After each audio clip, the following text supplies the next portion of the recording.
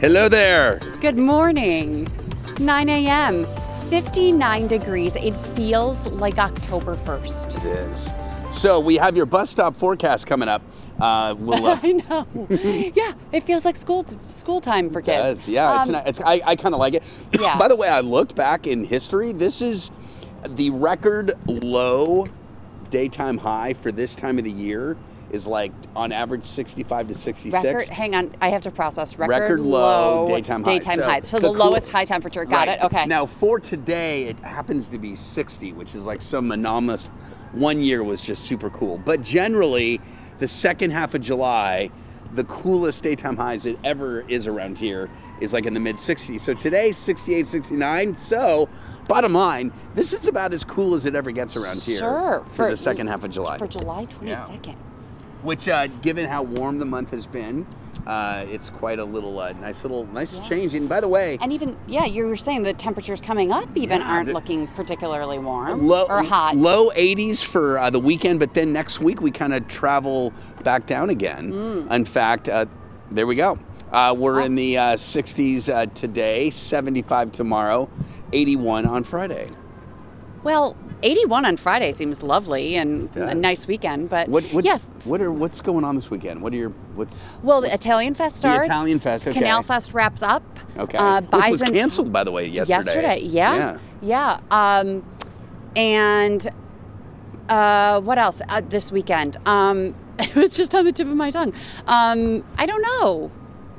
What else? Italian Fest, Canal Fest, Bison's Homestand. Okay. They're home all week and all weekend. Well, this is kind of one of those, let's kind of call this like the doldrums of summer. The big festivals have come and gone. The fair is just ahead. Right. So you have like training 2 weekends in between and training camp soon to start, where it's just kind of like, let's maybe have nothing to do. Right, just and enjoy be fine it. with that. Yeah, let's just be good without having to race around and soak it up. Just chill. In pretty decent weather.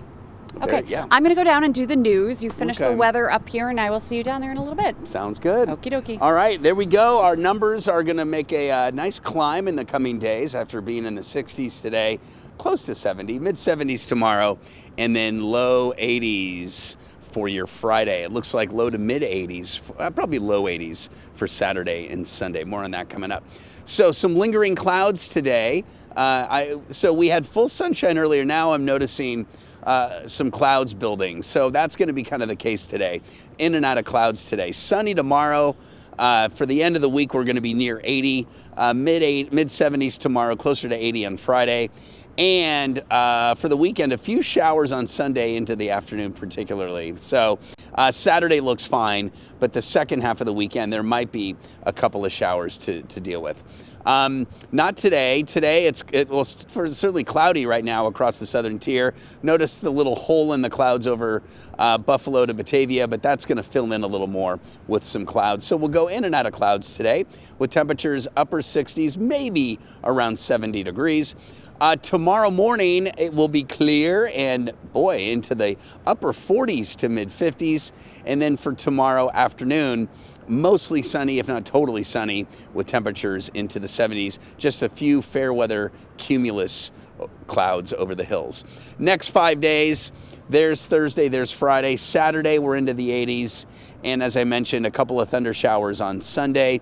And we could see more of those, it looks like Monday into Tuesday of next week as temperatures hover right around 75 to 80, it appears, most of next week. Melissa, you heard the sirens up here. They're still going. So we'll have to understand what's happening. We'll have our crews listen to the scanners and make some calls with Buffalo Police and Fire and find out what is going on, because they started, we started hearing the sirens around 8:55. Well, yeah, usually they're quick, coming and going, but this one it seems they're getting closer.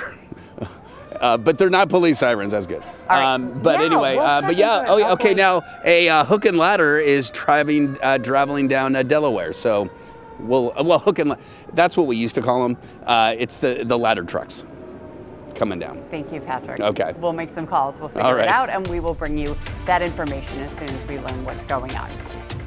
This morning, the U.S. military conducted its 11th consecutive day of attacking Iran, and it comes as we learn the identities of 3 fallen American soldiers killed in the war and one soldier who's still missing. NBC's Alice Barr has the details.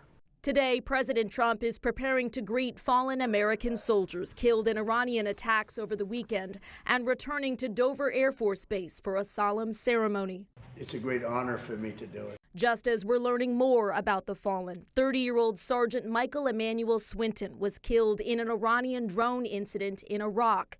His wife called him an amazing father and husband who cared for his soldiers. The devastated but proud mother of 25-year-old First Lieutenant Tyler James Feehan said he was engaged and had big dreams. He and 19-year-old Private Isabella Gonzalez were killed in an Iranian attack on their base in Jordan. And overnight, the Pentagon identified 28-year-old Sergeant Angel S. Rampersad as the U.S. soldier missing since that same attack, now believed killed in action. As President Trump promises revenge, American forces unleashed another round of strikes against Iran overnight. And we're not finished at all. Iran is ramping up its attacks against Gulf allies, and on Capitol Hill, Defense Secretary Pete Hegseth gave a new price tag for the war, $37.5 billion. Though 3 U.S. officials told NBC News earlier this month the Pentagon's internal estimate was as high as $100 billion. Secretary Hegseth asking Congress for nearly $70 billion more to fund the war in a contentious Senate hearing. You are asking for unlimited money for bombs when people can't feed their families. Not unlimited bombs, Senator. I'm asking for the right bombs at the right time. As lawmakers press for answers on the war's end.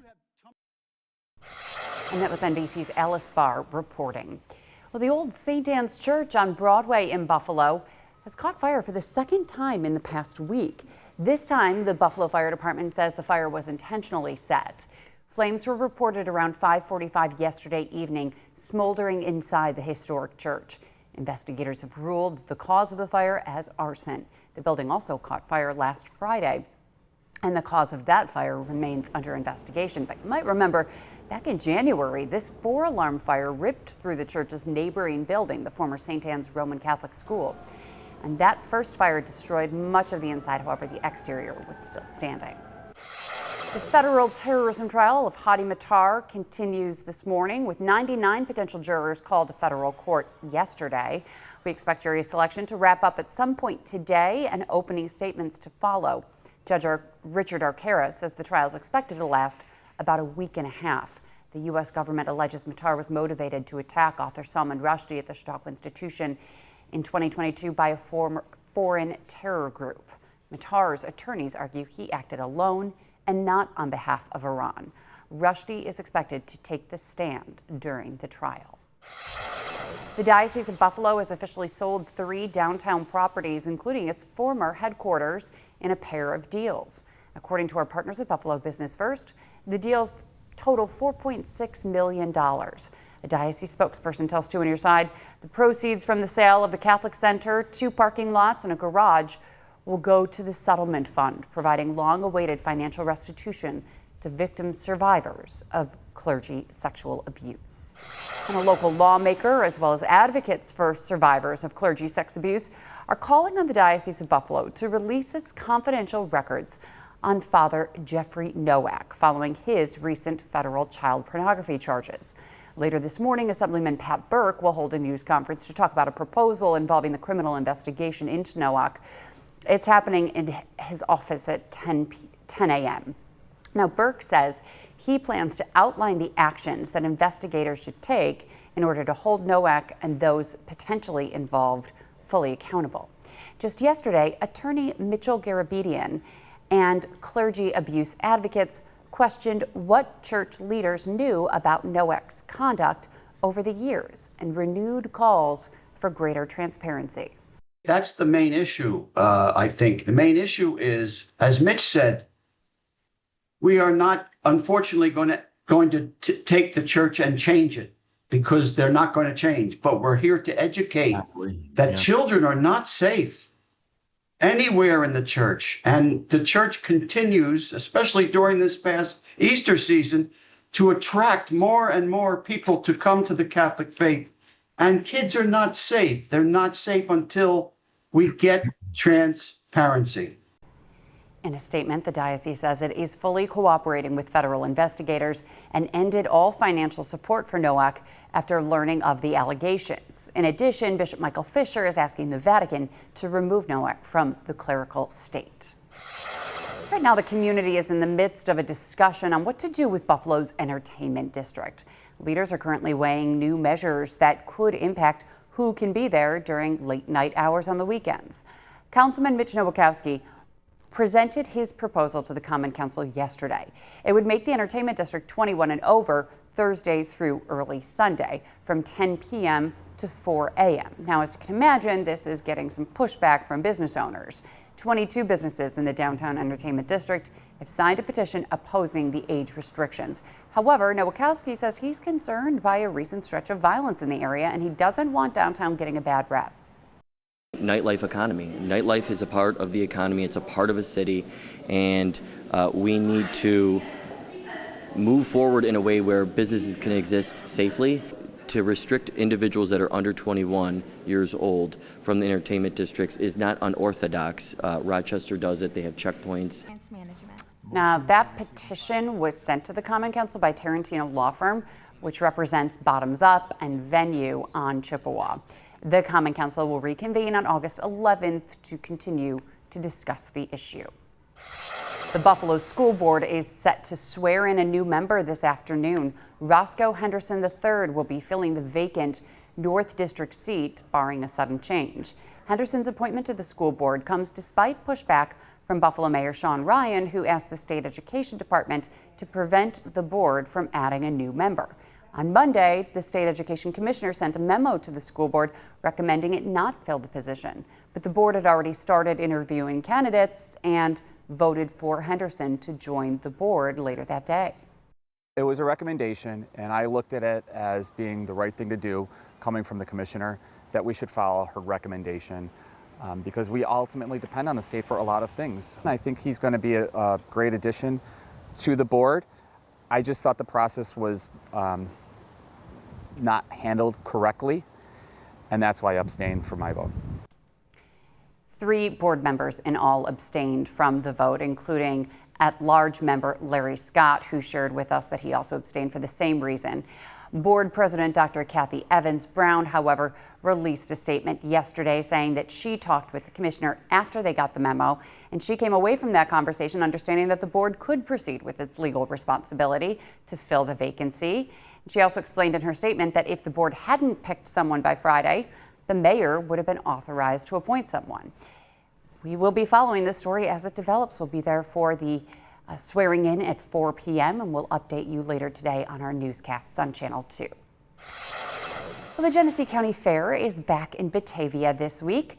From livestock shows and farm exhibits to carnival rides, pig races, and classic fair food, there's something for everyone. And Daybreak's Kevin O'Neill was at the fairgrounds in Batavia earlier this morning and gives us a look at this year's fun. Man, when I was a kid, I used to just ride that ride all day. It's hard to even look at now, for goodness sakes. The Sea Ray, one of the rides. I guess Nick O'Gene, I'll talk to you about the rides first. How you doing? Very good. So tell me about the rides. Well, we have probably the largest midway we've seen at the Genesee County Fair in several years. We're very excited to have them here. They brought many great rides like the Sea Ray, the Himalaya behind us. Sure. The traditional look around, I see a wonderful Ferris wheel and merry-go-round, the whole deal. Absolutely. Also rides, games, food. I'll put you on the spot. You guys have a deal going on with the rides?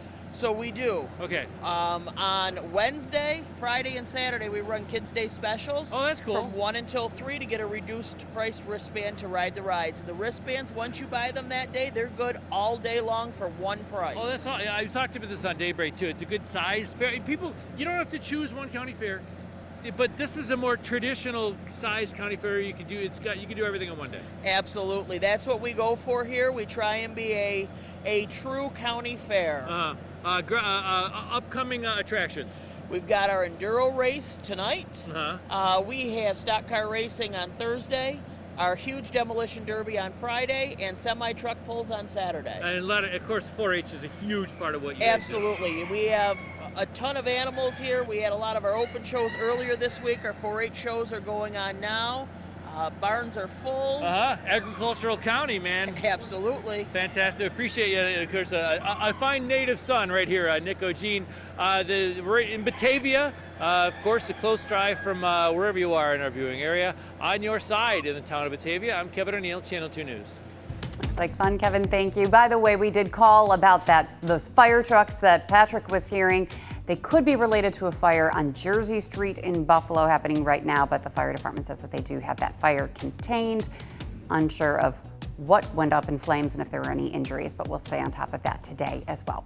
Stay with us. We're going to take a quick break and we'll have much more coming right up here on Daybreak. Welcome back. 9:17 now, and the Bisons will be back at Salem Field today. Three-time Cy Young pitcher Max Scherzer will be back to make a rehab start with the Bisons for the fourth time this season and the second time this month. This is a live look at Salem Field right now. First pitch is at 1:05 this afternoon. A really nice afternoon weather-wise to be sitting out at the ballpark.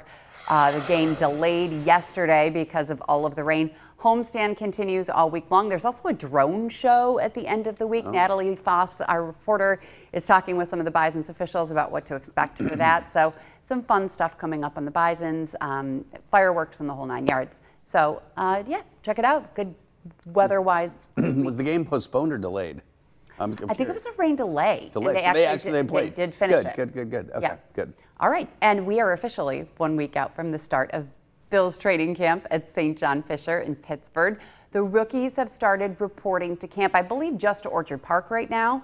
And then the whole team will be going to St. John Fisher, and they'll be kicking things off a week from today. And that'll mark the start of a summer of putting together the puzzle for Bills general manager Brandon Beane. Channel 2 sports reporter Jonathan Acosta has a preview for us this morning. It's the annual question GMs face: how to cut down the roster to 53 for the start of the season. Training camp, the place where players will play their way onto the roster, a spot on the practice squad, or be looking for a new team. Having to get down to 53 players means some tough decisions are coming. Who could be some of the players on the outside looking in? On offense, the names seem pretty cut and dry at quarterback, running back, and tight end.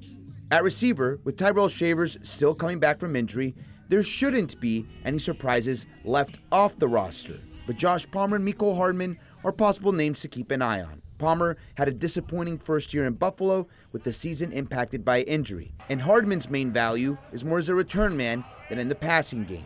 Both should be safe, but less than impressive summers for either of them could open the door for an interesting decision at receiver. At offensive line, 4 of the 5 starters are locks, and Alec Anderson and Austin Corbett figured a battle for the left guard job. There will be competition for the other backup jobs, with a veteran like Lloyd Cushenberry or a young player like 2025 draft pick Chase Lunt possibly squeezed out due to numbers. On defense is where the discussion gets more interesting because of the scheme change under Jim Leonhard. In moving to a 3-4, which players from last year's team adapt well to it? Which players brought in this offseason maybe squeeze out guys who are already here due to being better fits in the system? Up front, a guy like Dwayne Carter certainly appears on the bubble. A third-round pick from 2 years ago, he missed all of last season with an Achilles injury. 1 year later, how does he look? And can he convince the Bills coaching staff he can make an impact this season? And in the back 7, there will be some discussions for Brandon Beane and his staff in the secondary. You have your locks in Christian Benford, Cole Bishop, and C.J. Gardner-Johnson, as well as Max Hairston and Davison Igbinosun battling for the CB2 job. Dee Alford figures to be part of the plans at nickel, and Jordan Hancock has valuable versatility to the team. So who isn't a lock? One name would be Damar Hamlin. He re-signed in Buffalo on a 1-year deal, but the Bills also brought in veteran Geno Stone and rookie 5th-round pick Jalen Kilgore. On top of that, the team has Sam Franklin, who's a core special teamer and got a 3-year deal in February. The Bills won't be able to keep all of those names on the 53, so could the fan favorite in Hamlin have his spot on the team be in jeopardy? That's just one of the questions we'll have answered by the end of camp, with practices and preseason games helping the Bills make the difficult decisions of who's getting cut as they try to put the puzzle together of a 53-man roster. Speaking of practices, I logged on at 10 a.m. yesterday to be one of the 60,000 who want to watch. To go to a Tuesday practice. Tuesday morning at 8:30 in the morning. Not for the home opener, not for a ticket to a wild card game. Not even a scrimmage. just a practice on Tuesday morning. So I logged on at 10. I didn't realize that there was like the waiting room in Ticketmaster, which there was. There were 13,000 people ahead of me in line to get tickets. I waited about 15 minutes for my number to come up and got into it, and it said the tickets were sold out. No way. Because everyone can get 4 tickets. You don't have to pay anything, but you just have to reserve them. And it's like general admission seating. You can sit anywhere. But then, so I posted on social that, it was all sold out. Someone said, hey, try refreshing. So I refreshed the page. And it worked? At like 10:30, and it worked. And so I was able to get 4 tickets for this 8:30 a.m. practice. Well, after I get out of work, I know. So Elliot will be able to bring some friends with him to see the inside of the stadium. So he will really enjoy that. Cool. I mean, it's more about seeing the stadium than actually seeing a practice. And it did say that we have the upper level seats. So we'll see what the nosebleeds feel like in this new stadium. But yeah, excited for him to be able to check it out with 60,000 other fans at a random 8:30 a.m. Are they going to serve practice. like concessions like breakfast? I don't. Do you want your 50-yard line OJ or With your blue light? With your I don't know. Or mimosas. Yeah. Who knows? We'll let you know. All right, we'll be back right after the break. Welcome back. On Daybreak, we love celebrating the people who help Buffalo and Western New York live up to its reputation as the city of good neighbors. And one Western New Yorker's dedicated years to making some of a child's hardest days just a little bit easier. So in this month's Selfless Among Us, I introduce you to Ali Gagne and the mission that's bringing comfort one teddy bear at a time. Are you ready to help me stuff up the bear? Inside Build-A-Bear, each stuffy, yes, is cute. It's perfect. But every bear Ali Gagne builds serves a much bigger purpose. It just kind of provides them that sense of comfort that, not only were they thought of, but they have something they can hold on to. It all started 15 years ago when Allie's little sister Olivia was diagnosed with Ewing sarcoma, a rare bone cancer, at just 8 years old. Before one surgery, she was terrified, and that's when child life specialist Tara Young stepped in. I grabbed a Build-A-Bear out of the closet and gave it to her, so it was a way that she can hold something to help her feel more secure, more comforted while we talk about everything that was happening that day. That one bear made such an impact that even before she finished treatment, Olivia told her parents she wanted to give bears to other children. And that's how Olivia's Bears was born. It was life-changing that morning for us, and it's stuck with Olivia. I mean, obviously, here we are 15 years later, and it was something that Olivia has never forgotten, and I'm trying to carry that on. Got some of those for summer. Today, Olivia is healthy but living out of state, so Allie leads the charity. Together with her family and a team of volunteers, they've delivered about 2,000 bears. But that's just the beginning. They've also donated more than $150,000 in toys, care packages, and gift cards, created an annual scholarship, and even built this teen room at Golisano Children's Hospital, a place where kids can forget, even for a little while, why they're here. They've really gone above and beyond. We're so incredibly grateful and thankful for them. Here is your new furry friend. Thank you. Allie says she'll never take the credit because to her, this is about carrying on Olivia's mission and making sure every child with an illness knows they're never facing it alone. It's a really wonderful thing, and I'm honored to be able to do that and to be able to honor Olivia and then those who have passed from cancer, and then also continue to bring awareness to those who are fighting. Now, if you'd like to support Olivia's Bears, there are lots of ways to do it. You can donate, or you can go to their golf tournament that they're having in September, which is their biggest fundraiser. You can also request a bear for a child who is facing a serious illness. And so you can learn more about that on oliviasbears.com. And we've got a link to it on our website, WGRZ.com. But they put these little cards in with every bear that they hand out. And it says on the back, it says, hello, my name's Olivia. Today you're receiving a bear as a sign of hope and encouragement. I too received a bear when I was in Children's Hospital. I'm a cancer survivor, and when I was brought a bear before surgery, I felt a sense of happiness and hope in a time that was scary and tough. I hope this bear can do the same for you. Oh, very nice. Sweet. Well and so said. it really does make a difference. And then Olivia's Bears, the volunteers, they find out what the interests are for this child, if they like the Bills or if they like a certain sports team or some sort of Disney princess, and then they decorate the bears to really match the child's interests. So it's a sweet effort, and again, it's gone so far beyond the bears. And Allie carrying on Olivia's mission, and Olivia's doing well. Again, she is in Washington, D.C. She's going to be going to grad school in Spain, so she does play a role, and she's still the president of the of Olivia's Bears. But just it's Allie who's running everything now. Very cool. Very cool. So weather-wise, again today, it's going to be beautiful for the Bison's game and for Canal Fest happening, and then also Dave Matthews is tonight. We will not be Apparently there. it was canceled last night, right? Yeah, it's back. It's back because of rain. Saratoga. But he's playing tonight. Darien Lake should have no issue. What's he going to open with? Ooh, I don't know. Any thoughts? He opened the last show that I saw with Bartender, which I thought was an interesting opening. Okay. But I loved it.